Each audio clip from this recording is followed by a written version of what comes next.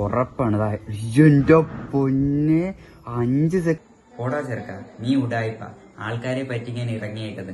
100 അല്ല 50 പോലും കൊടുക്കില്ലെന്ന് എനിക്കറിയാം. എങ്കിൽ ഇപ്പൊ കാണിച്ചു തരാം. ഞാൻ 100 അല്ല 100 തന്നെ കൊടുക്കും. ഞാൻ ഉടായിപ്പാണ് അല്ലേന്ന് ഇപ്പൊ കാണിച്ചു കൊടുക്കാം.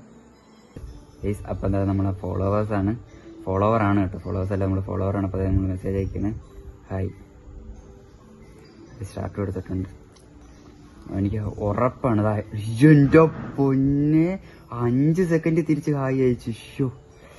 7 സെക്കൻഡിൽ നമുക്ക് തിരിച്ച് ഹായ് അയച്ചിട്ടുണ്ട് കേട്ടോ.